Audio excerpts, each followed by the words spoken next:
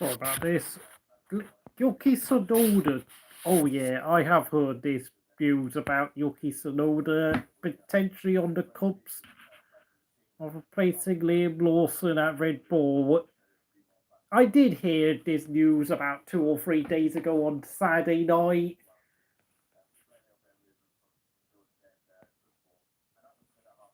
Of course, all the tabloids have been talking about it.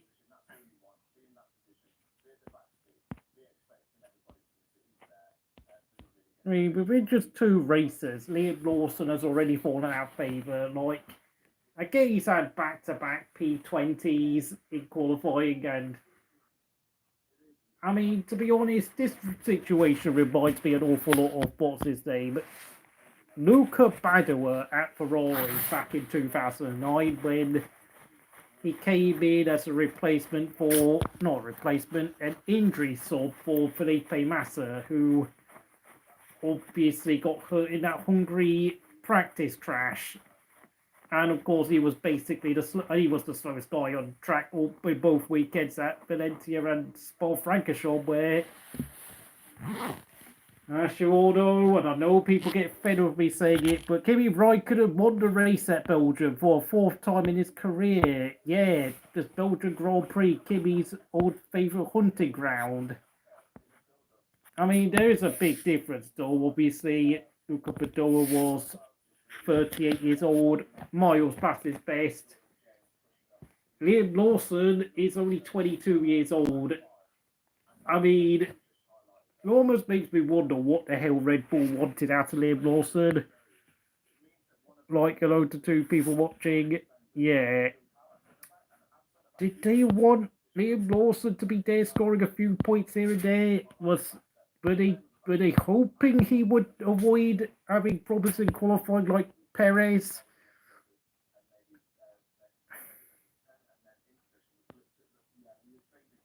Like, I'm trying to think, what are they going to do to make Yuki Tsunoda more comfortable in a car? I'm curious. I'm actually curious on what solutions they can find for Tsunoda if he struggles, because they are throwing Tsunoda in at the deep end. Reports indicate Honda are prepared to pay millions to land the Japanese alongside Max. I mean, I heard a story the other day that said that Yuki Tsunoda is now independent and he doesn't have Honda as his backer. So I don't know what's going on. It's like I hear one thing and then I hear another story which contradicts the previous story. It's like I don't know what's going on. Hello to 14 people. Yes, if you want to know what I'm talking about this. Rumours. Liam Lawson at Red Bull for the Japanese Grand Prix. I don't know what to say about this. Please comment in the chat, because this is just such a weird story, to be honest. 2 races into the season, folks. You know, Lawson struggled at Australia. He struggled in China. And it just makes you realise Red Bull don't really know what they're doing anymore, do they? Gasly struggled in his 6 months at Red Bull back in 2019 for 12 races. I mean, at the time, the only reason why he got dropped is because he was like qualifying 4th, 5th, 6th, and even 7th, 8th a few times. I mean, he was making it into Q3 most of the time. So, like, and then because apparently he was complaining all the time, and the fact that the team found him a bit frustration to boil over a little bit, they decided, no, we need Alex Albon. But Alex Albon then struggled even more than Gasly over the 18 months he spent between 19 and 20. So, you know, yeah, I know Sergio Perez, they gave them a boost between like 2021 and 22. Started 23 pretty well, but then he dropped off for the rest of the season. And then, of course, 2024 started in a similar manner. And then Perez dropped off again. So they decided to make their long-time veteran Mexican driver on at the end of last year, and they brought in the Kiwi Liam Lawson. But Red Bull don't really look. Red Bull have got no idea what they're doing with their number 2 driver, and I think what makes their situation even worse is the fact that there are rumours once again that Max Verstappen wants to leave Red Bull, which I'm just going to say this: if Max Verstappen leaves Red Bull are in deep, deep, deep trouble. They are basically going to throw, it's like the equivalent of them being thrown into hot lava at this point. What do they do? I don't know. I actually sincerely do not know what they do if they lose Max Verstappen. They'll be forced to probably bring back Alex Albon and Pierre Gasly because, I mean, does Checo Perez want to return after a year out doing nothing? I mean, it's pretty clear Daniel Ricciardo is finished. Valtteri Bottas is, well, not interested. And then you've got the likes of George Russell and Charles Leclerc, who, what would they do if they went to Red Bull? Like, I don't know. And please comment in the chat if you're there to see. I want to see if my chat's working. Thank you for the like here at Crystal Racing. Unfortunately, I can't see my chat, which is so annoying. It's so annoying. Of course, we have to remember Liam Lawson did crash out in the Australian Grand Prix, but he was on medium tyres when it started raining. So, was that his decision to stay out in the wet, or was it the team's decision to keep Lawson out in the wet? Look at this. Even Sky Sports are talking about it. Tsunoda urged to reject Red Bull chaos amid Liam Lawson's swap rumours. Either way, Red Bull losers. Indeed, indeed. What are they doing? Do they even know what they're doing? Does Herbert Marco know that what year we're in anymore? Like, why is he recreating the situation that Benetton found themselves in back in 1994 to 1995 when they had Johnny Herbert, Jos Verstappen, and JJ Leto as their number 2 drivers within the space of just 9 months of that season?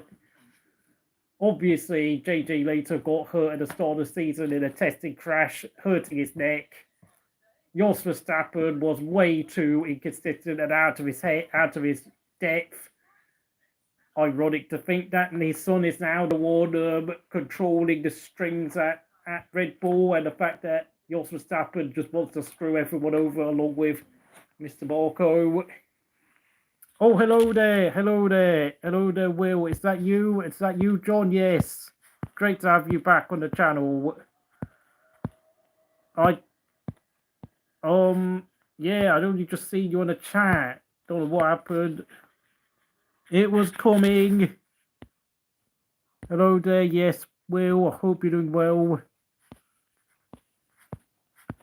I mean, truth be told, I mean, look, I know some people don't like Lawson because he has a bit of a gob and he can be a tad arrogant, but we really need to start talking about Red Bull as an operation. I'm good, thank you very much, Will. Have I done F1 Fantasy? No, I have not. I mean, if you want me to do a predictions program, maybe I could do that. Obviously, it's very popular here within the F1 community.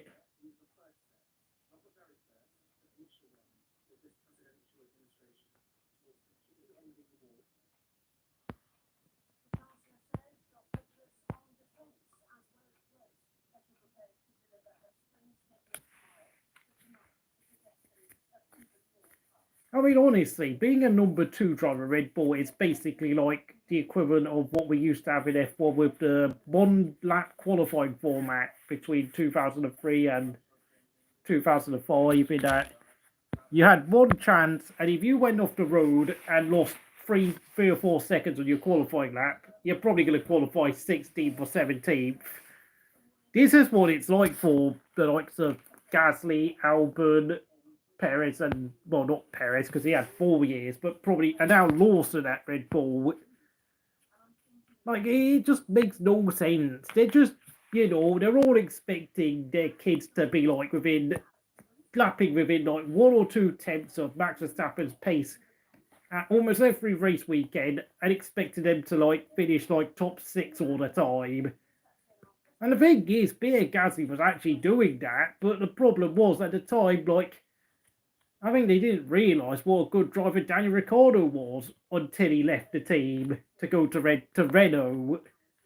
And then when Ricciardo left, they've never really been able to sort the number 2 driver out. And, it doesn't seem to strike Herbert Marko or anyone at Red Bull that they probably, maybe, shouldn't have pandered to Max Verstappen as much as they did towards the back during 2017 and 2018, but of course Max was beginning to come into his own as a top driver. And of course, well, is that 2 wheels? Or you're bad at it? What exactly, Will? I'm getting confused, mate, because I know there's another guy called Will F1 who also comments on my channel, so it's like, my brain is getting confused. But don't you worry, everyone is welcome here at this channel. I mean, if YUKI TSUNODA comes in and replaces Lawson, and he excels in that second seat at the team, let me just say this. Yeah, that's bad news for Lawson, but it's also bad news for Albon, Gasly, and of course Perez.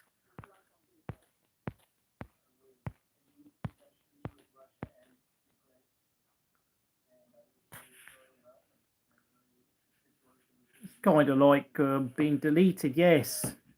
Yes, the number 2 seat at Red Bull is like being deleted and hot lava. They haven't replaced Ricciardo exactly.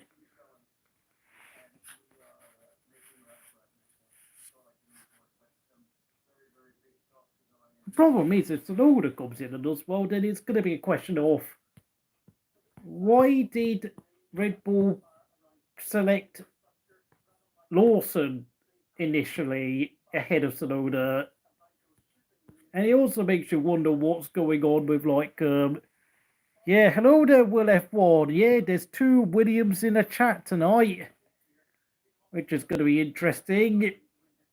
I mean, this reminds me of listening to the story about Mick Dowen when he broke his leg in the 1992 MotoGP season, 500cc, where he had to spend like a week with I don't know, his surgeon stitching both of his legs together so that he could regrow the bone in his right leg again,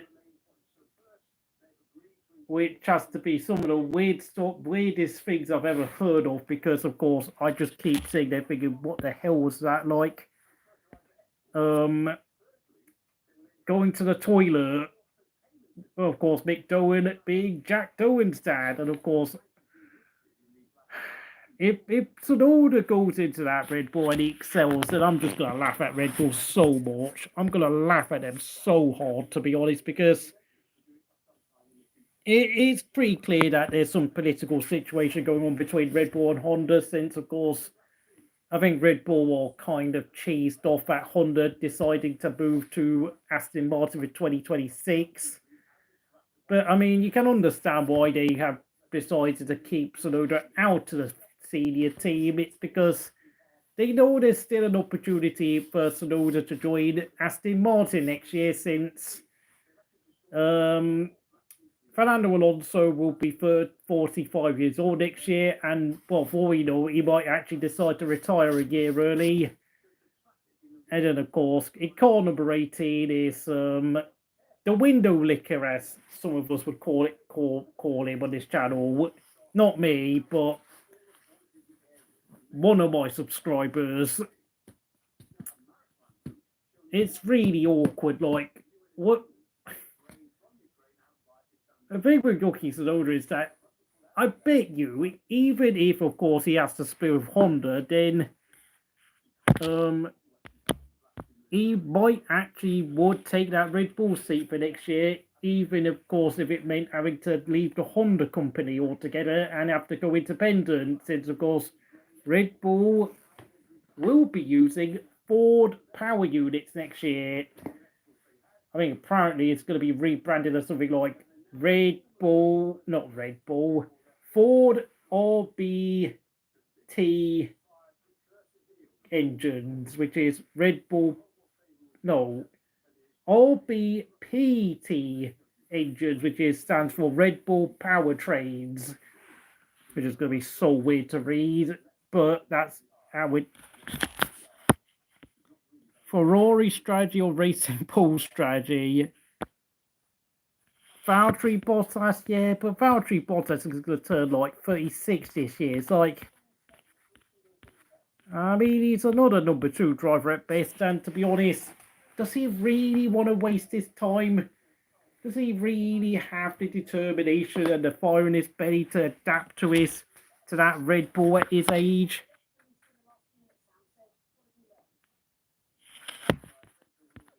Nearly 36 years old. I mean, Ricciardo couldn't even hang up the V-Corp chassis the past 2 years, so I don't have much faith in Bottas being able to jump in at Red Bull.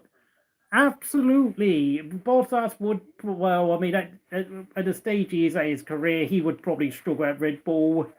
I know I suggested Bottas could go to Cadillac, but that's mostly just to get the team off the ground at this point. It's a joke, yeah. I think we all know say he's joking.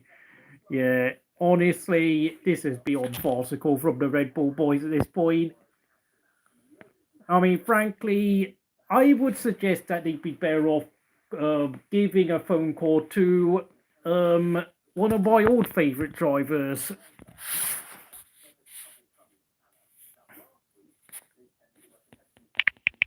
Yeah, I mean, what's his name?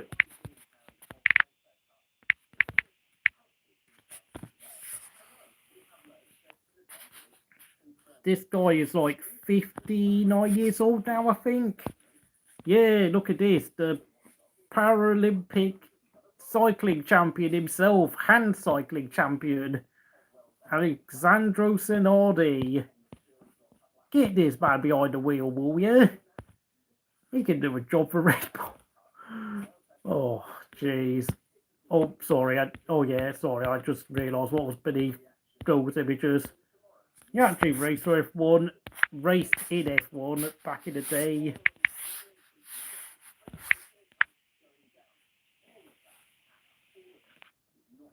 Look at that. Williams used to have a red and white colour scheme. Yeah, Dave Hook. We need Dave Hook in F1. Greatest talent the sport has never seen. Honestly, Dave Hook, 10 consecutive pole positions in a F1 online YouTubers Championship, 12 consecutive victories, 36 consecutive podiums. What a driver, folks. That Red Bull tractor. Yeah, but the thing is, it's tailor-made for his driving style. You know, a loose rear end, extremely pointy front end where like you have to have like cat-like reactions to grab all the car and the control. I think Tsunoda has actually recovered since that crash he had 5 years ago, but I think he's now just decided to disappear from the limelight these days. It's just, I think he's just, he had to relearn how to talk again, so maybe, I don't know, maybe he can't talk in the same way he used to talk. He was able to return after 76 days in hospital. Was it 18? My goodness me. 18 months in hospital. Yeah, he came back after 18 months. So thankfully, he's not ended up becoming a Michael Schumacher, which is good to hear, but to December 2021, so it's been now like 3 years since he went back home. I think, yeah, I just think he wants to disappear now, like, and I think we should just respect his privacy. But, you know, at this point, I've completely run out of ideas for Red Bull. I mean, they used to have this guy drive for them. Before the days of, well, after the days of Jos the Boss, there was, of course, Mr. Dawn Boss. You know, 2 Dutch drivers at an Austrian team, why not? And of course, what was it? I forgot.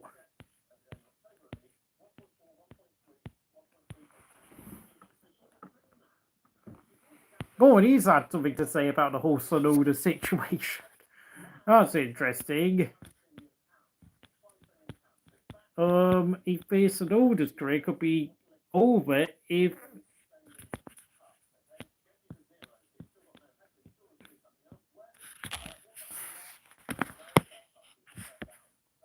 yeah, it's definitely politics once again. It's definitely politics. It's F1. It's always politics, mate.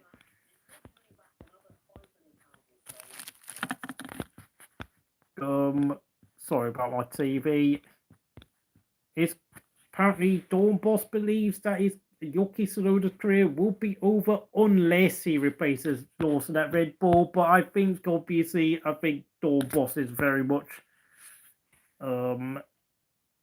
completely forgetting about the fact that Honda are leaving Red Bull at the end of this year. So that's a bit of a premature statement if I've ever seen one, to be honest. Of course, there's also the likes of Colin Pinto and Isaac Hadjar kicking around. So obviously we cannot forget that those two might have a chance of being a Red Bull driver in the near future. So I think it's a bit of a harsh thing to say. Isaac Hadjar. Oh my goodness me, don't even get me started on Crofty.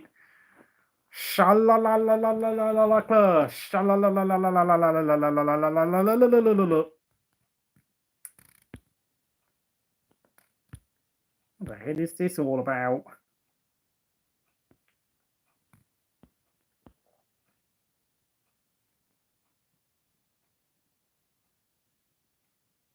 Oh, sorry. The toy side might still be okay. Well, that's a bit weird. I mean, they can't bring Alex Albon back, surely. Okay.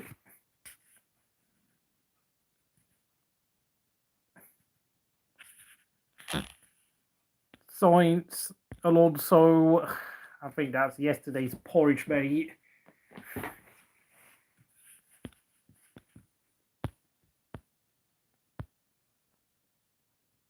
Max Verstappen has been critical of Red Bull's car by suggesting Lawson might be faster in a Red Racing Bull's machine because of its larger operating window. I think that's a very wise thing Max said there. That's spot on, to be honest. He doesn't want Tsunoda to replace him. Now, I know some of the cynics in the chat might think, oh, he's scared that Tsunoda might actually be quicker, but truth be told, I think if Tsunoda was actually decent, I think Red Bull would have promoted Tsunoda by now. Internal conflict between the Thai and Austrian owners, absolutely 100%. Yeah, I agree with that. I absolutely agree with that comment, mate. Max Verstappen has been critical, yeah. I mean, this has been an ongoing problem for like almost 3 years now at Red Bull. Deeply frustrated, levels above Lawson, and it's very hard to find someone who can control it like him.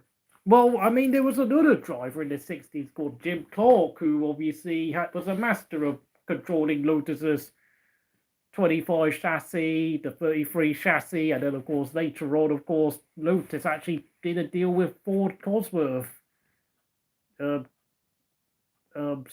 tragically, Clark won the 1968 South Africa Grand Prix, and then he was deleted in the crash 3 months later at Hockenheim in a Formula 2 trophy race. No, I don't.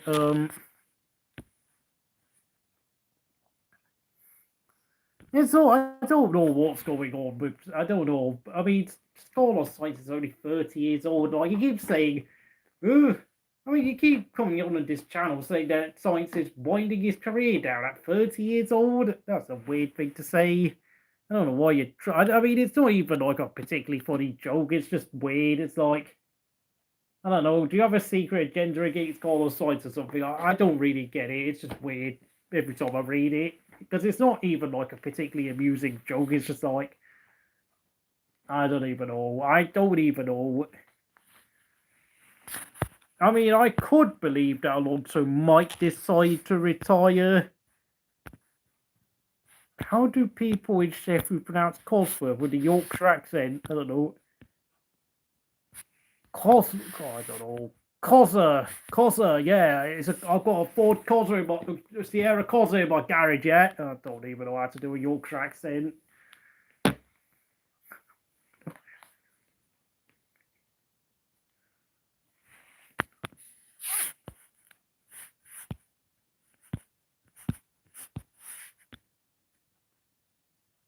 I mean, that's the thing. I mean, would Max Verstappen himself be faster in a racing balls car now? I mean, how bad is this year's RB21? Like, this is really alarming. Like, I swear to living, but whatever. If Max Verstappen got in a racing balls and got the car on pole position, then we are going to have a very big conversation about what is happening at Milton Keynes. That would be beyond diabolical. I mean, in comparison, we got Tsunoda making it at Q3 in both races. It's crazy. It makes no sense. It makes no sense at this point. Damn. I know, obviously, the cost cap after 4 years, after being in place for about 3 years, has obviously restricted a lot of development time for Red Bull. Mercedes or Aston, yeah, I've heard those rumours 1,000 times, but who's going to leave those teams? Will George Russell leave Mercedes, and will he come to Red Bull? Would he want to deal with Herbert Marko and Christian Horner? I mean, and then if he goes to Aston Martin, then it's either one of Alonso or Stroll who have to step down. Of course, Papa Stroll. I mean, if Max joins Aston Martin, then I've actually got to ask, will Papa Stroll continue pouring his billions into the team if his son is forced to leave? We've got some big questions, very big questions. I think it is the average gap between some of the drivers.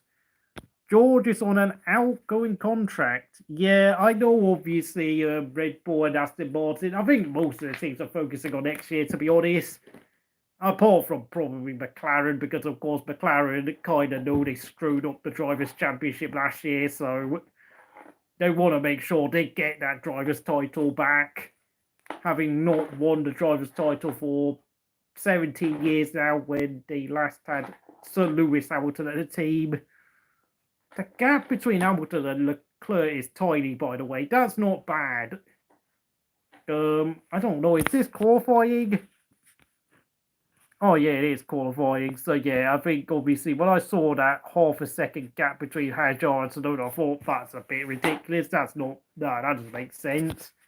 Although, to be fair, Hajar was actually really quick in China, so, I mean, yeah. There's no, honestly, I don't think Tsunoda will be the solution to the Red Bull number 2 dilemma. Who was better, Lewis and Leclerc or Ferrari? Well, we're only 2 races into Hamilton's Ferrari career, but I mean, deep down though, he's now 40 years old, so really, I think Lewis in the Mercedes will always be when Lewis Hamilton was at his peak in F1, between the ages of 28 and 39 years old, to be honest, because Mother Nature catches up with us all, kind of a bit like Alonso being at his peak when he was at Ferrari and McLaren when he was in his 30s. I mean, of course, then you get other cases like Kimi Räikkönen and Sebastian Vettel who peaked in their 20s.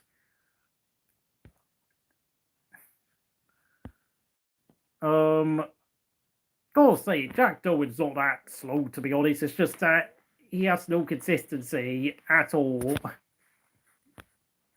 Oh, don't even get me started on Esteban Ocon. Don't even get me started. The guy probably read my Twitter feed and thought, I'm going to prove Crystal Racing wrong and I'm going to get that 5th place in China.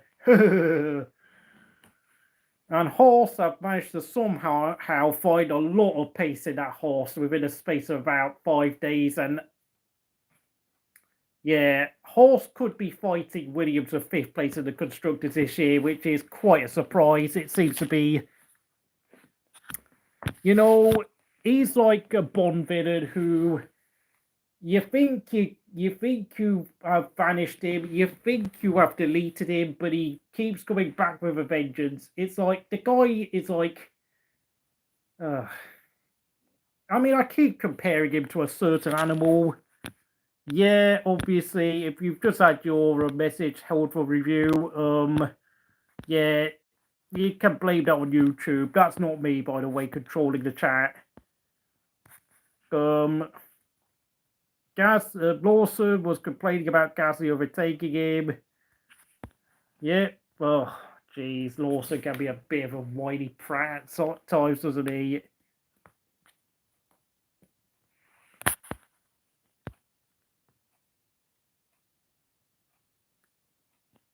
I mean, Marco called Pajo embarrassing last weekend for getting eliminated on the formation lap. And Lawson has been given the hurry up by Marco. What? What the hell is this? George Russell is the most underrated driver on the grid. What? Huh? Oh, Peter Brook will be delighted. He's a nice lad, by the way.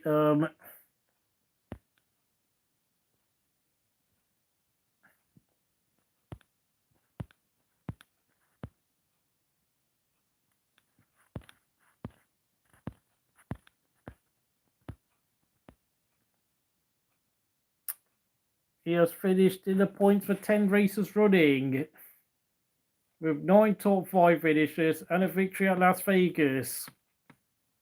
Yeah, I mean, this is the thing. Russell is quite a decent driver, but... Oh, right, okay, let's not go back to that. Okay, I know who you're talking about, but he's not... Kieran Smith has not commented on it, has not posted any videos or new articles for like 3 months now, so I think we can give him a break for now. Personally, I think probably because he just got fed up of fighting with people all the time, including yours truly.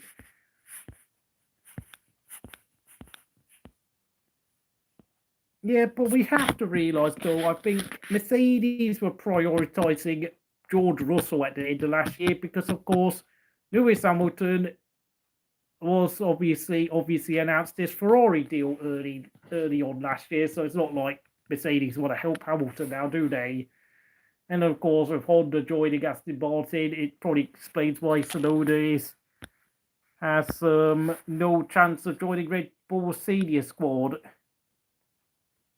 The guy who likes to keep some Mazepin. Who's that? Oh my god, I've completely forgotten. Is that Nedso? Is that Nedso? You're talking about Nedso.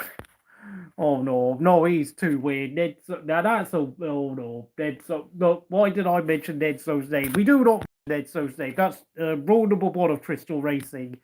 We do not mention Nedso. He just sounds like a conspiracy theorist when he starts talking. It's like, you know, it sounds like I'm watching a David Icke or an F1 version of Alex Jones doing a podcast about the sport.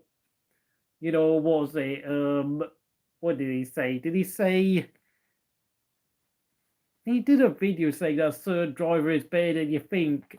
You know, let's go and look. Let's go and look, okay?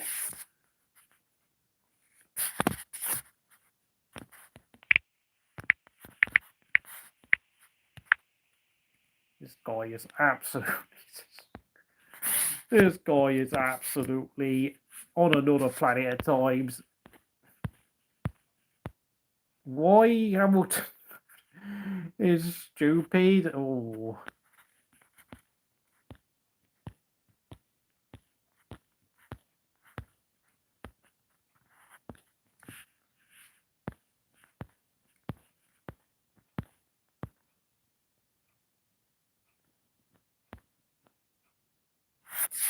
The podiumless problems of Nico Hulkenberg.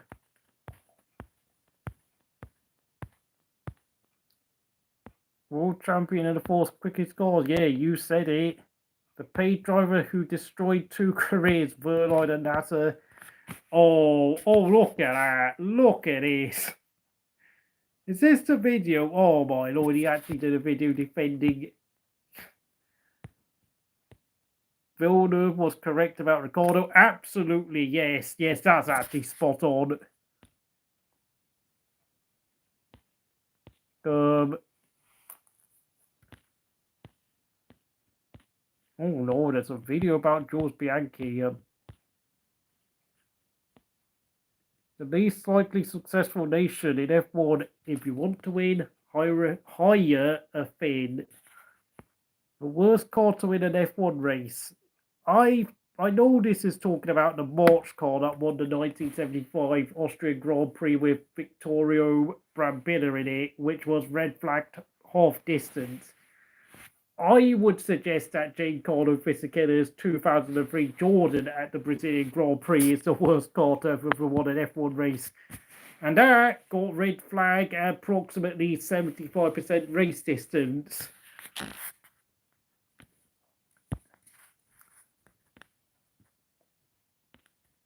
Alpine, the worst F1 driver. I think he won loads of races and championship in North America, but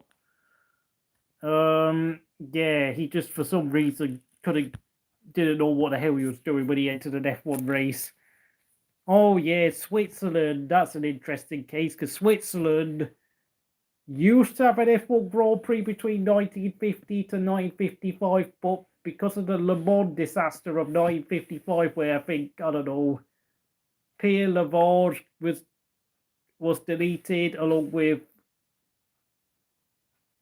was it 70 spectators?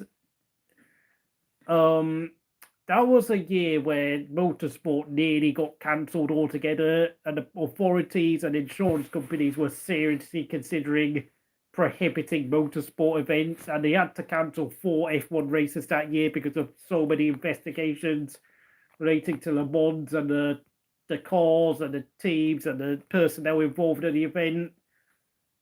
And Switzerland decided to pretty much decided to prohibit building race circuits and whatnot in their country and hosting F1 events. Even though they have lifted some of the restrictions, I think we're probably never going to see a Swiss Grand Prix ever again. I know there was a Swiss Grand Prix in 1982, but that was a race held at Dijon in France, which happened to be Keke Rosberg's first ever F1 win, surprisingly enough. Greatest victory in racing history, yes, Tazio Nuvolari at the 1935 German Grand Prix, driving an old rusty, dusty Alfa Romeo and beating one of the high-tech 700 horsepower German Mercedes cars in front of the Austrian painter and his big mustache. Cannot say his name, I'm afraid.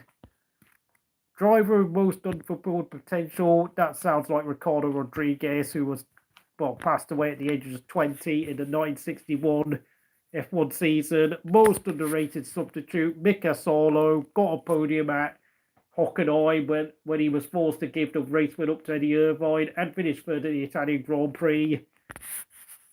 The ultimate F1 driver tier list. Oh, that's crazy. Oh yeah, most unusual F1 title fight. That was obviously when YUKI was had his life taken away at the Italian Grand Prix practice session, and Jackie X, despite having 4 races to take him, finished 4th at the American Grand Prix when, of course, Jochen Rilt's replacement, Emerson Fittipaldi, took his first race win, and Jochen Rilt became the first and only F1 posthumous world champion. For goodness sake, we'll have to scroll again. Oh yeah, Rubens Barrichello had like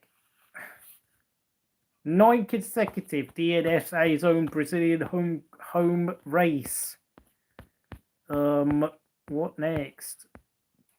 I don't know. The best F1 driver you've never heard of. Is that Elio De Angelis by any chance? Because he's actually rated statistically quite high due to the fact he spent a lot of his career beating Nigel Mansell in his early days at Williams before, of course, Elio moved to Brabham, and due to the fact that he fell out with Ayrton Senna, and sadly, just like so many drivers in the past, got deleted in a testing crash. Abbas, drummer, Slim Begor, no, he wasn't a drummer. I think he was like a truckie for Abba. That's why. And he somehow found his way to F1. Hal Tolman nearly won an F1 race. Yeah, the 1984 Monaco Grand Prix with Senna, when Adam Prost begged the marshals to red flag the race. Weirdly, had the race gone full distance and Prost finished second, he would have actually won the 1984 championship because he would have had 6 points. But because he had the race red flagged at 31 laps, he only received 4.5 points, which is half points for 9 points for winning the race. So, and Prost actually lost that year's championship by just half a point to Niki Lauda. Of course, rest in peace, Niki Lauda. Worst teams in F1. Yeah, we're talking about life, aren't we? Ranking all the F1 champions. Yeah, look. If you don't rank this guy I'm looking at number 1, then we can't be friends. Oh, okay, so that's interesting. Was it a live video he did that caused drama? I don't know. Thank you for 5 likes. Size AI company by any chance?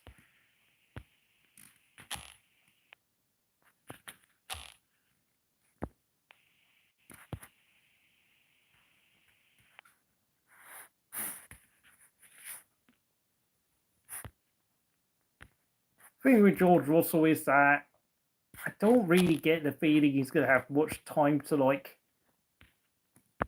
really be able to win a championship or do much, to be honest. This is interesting, by the way.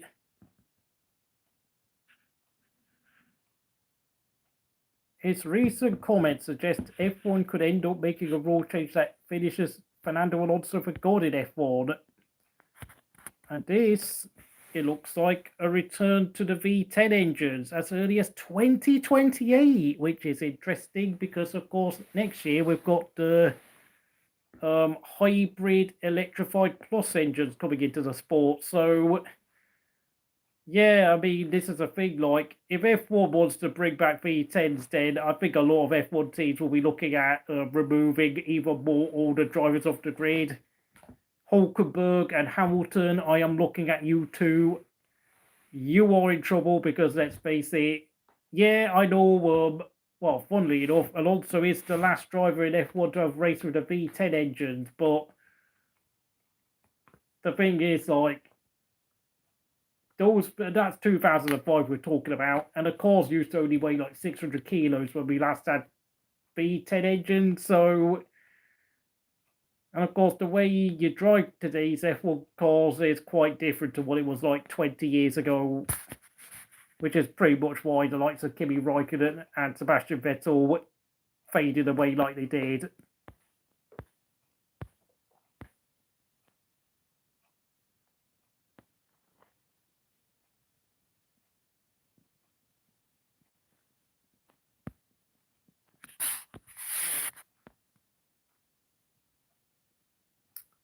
It's 10 past midnight and Cinderella's left the building.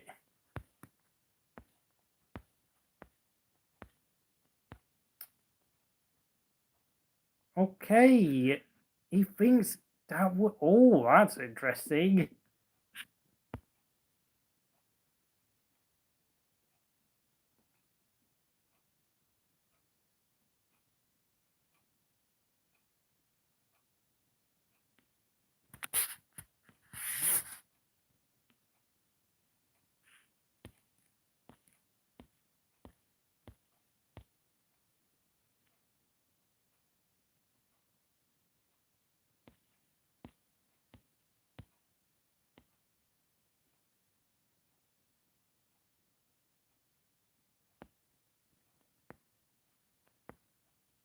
Oh yeah, Honda joining Aston Martin next year.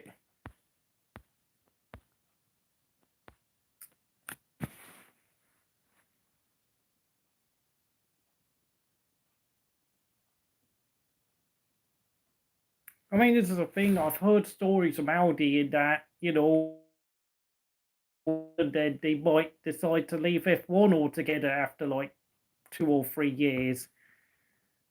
I don't know. I mean, this is a really strange one, isn't it? To think that the V10s could be back as early as 2028, because truth be told, like, why the hell are we having the new engines in for next year? It's like, it's just a waste of money, isn't it?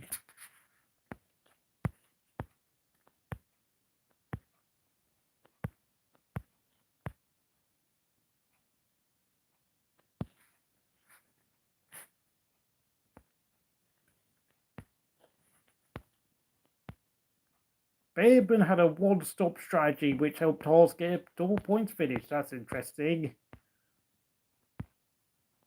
I mean, to be fair, I think Haas's strategy is the reason why they got the double points finish, and of course took advantage of Alpine and Racing Bulls being it. Ugh.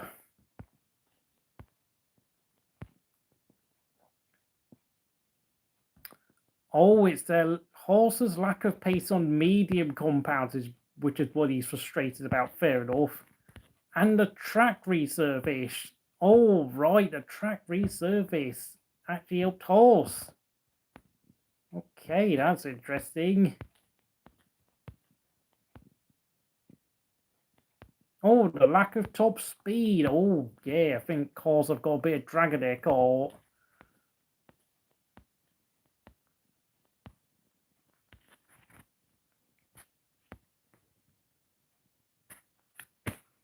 That's interesting. Both Haas were the slowest on down the straights. So in a sense, I think strategy pretty much got the Haas their double points finish. Lando Norris was only 12th fastest. Piastri only 17th fastest on the speed trap. So of course, I think McLaren's downforce is really downforce and grip around the corners is making a huge difference to their pace. Oh,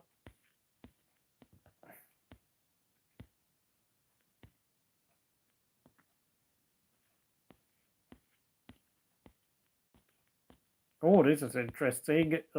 One key stat proves that Lawson deserves more time to prove himself.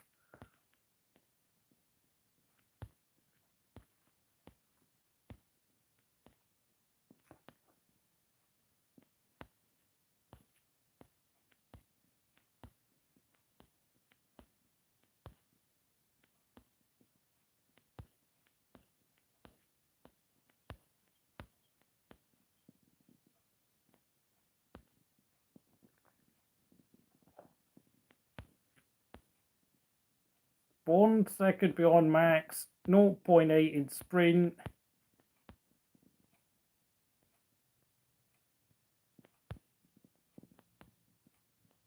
He's 25% closer to max than he was 2 weeks ago.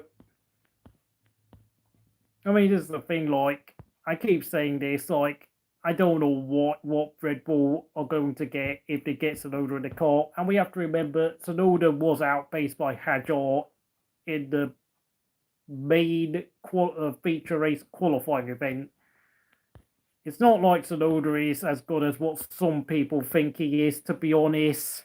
I know he beat De Vries and destroyed Ricciardo, but they're all quite a well. I mean, De Vries and Ricciardo are not really great points of references, to be honest. So,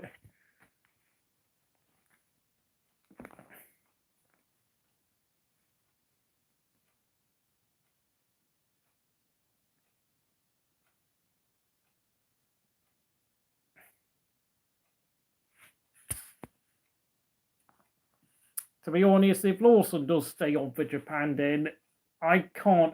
I mean, truth is, Lawson probably only has until like Saudi Arabia or even Bahrain to prove himself. So the pressure is on, to be honest.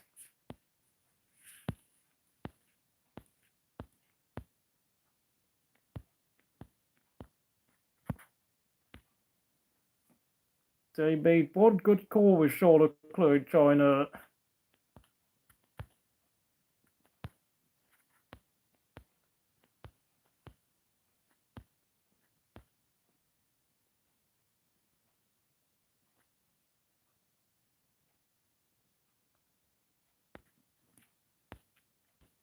Oh yeah, they were disqualified. Peter Winter thinks that Ferrari did the right thing in trusting Leclerc to stay out with a damaged front wing. Leclerc was faster. That's weird. I don't even know how you can drive faster with a wonky front wing.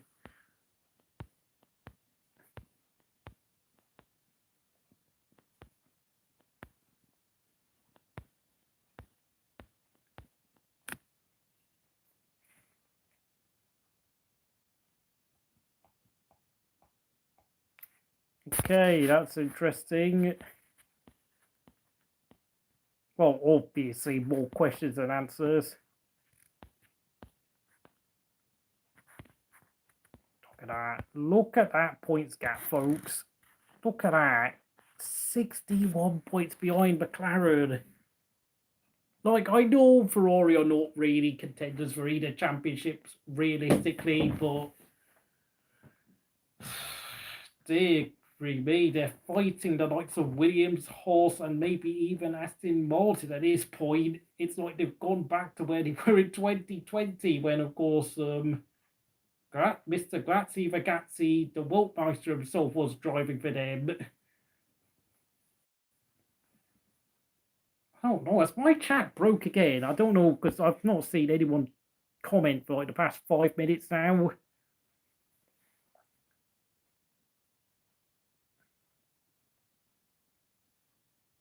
That's crazy. But anyway.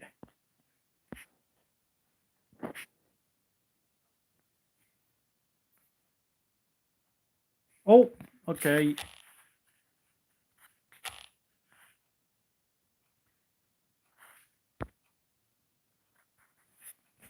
Okay, yeah, but chat is working. Thank you very much. But I think a lot of people have now logged off. I think some people have gone to bed. Fair enough.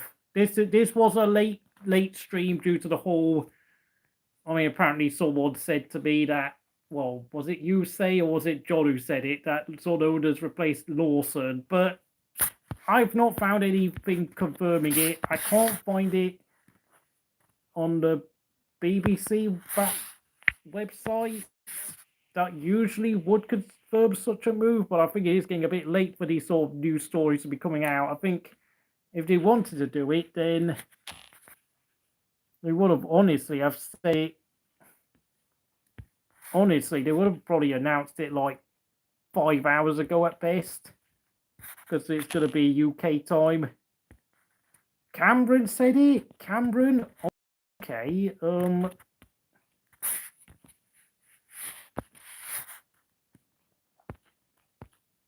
all I've got is this fans Q&A with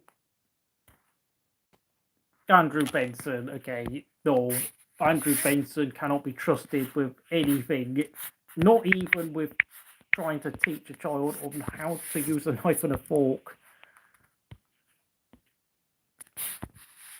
Russell, Verstappen swap. Breaking, Lawson sacked. What the hell? What the hell? Nah, that's ridiculous. Like, if he's sacked, then that means Colapinto's going to be joining the team. My God, so... My goodness me, what sort of agent does Colapinto have? For, like, he got himself a reserve seat at Alpine for this season, and now potentially he might have found his way to the Red Bull hierarchy. Colapinto, where's Colapinto? I mean...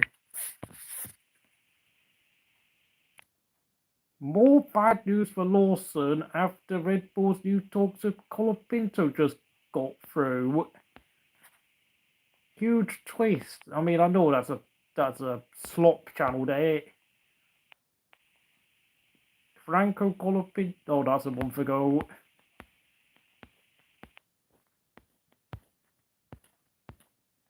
Race driver explains Lawson's driving style problem. And look at that. Colapinto drive ball racing balls. It's all kicking off, isn't it? He even did a GQ Spain video. 10 things he cannot live without. My God, they really are making him out to be the next big thing in F1. Since obviously Argentina have not had a driver in the sport since Gaston Massacani in 2001. Some really interesting developments. Wait, FP1 Will is saying that Franco Colapinto failed? Nah, get out of here. Nonsense. Okay, I know he only had 4 or 5 good races at Williams, but he did make Alex Albon start sweating again.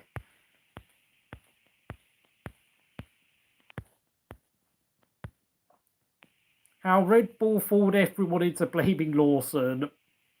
Yeah, I actually agree with Aldas. I know not many people like Aldas, but I think Aldas has got a point with this one.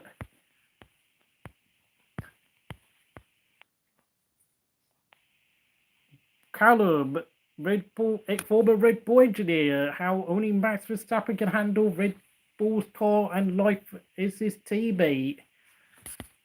Yeah, I mean, we've got even his mechanics are coming out saying that the car's not exactly user friendly to anyone who's not named Max Verstappen. Oh man, my battery is getting low, I'm afraid. I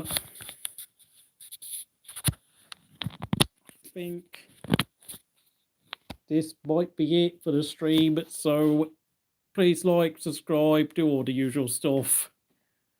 And I'll see you again here at Crystal Racing at another time.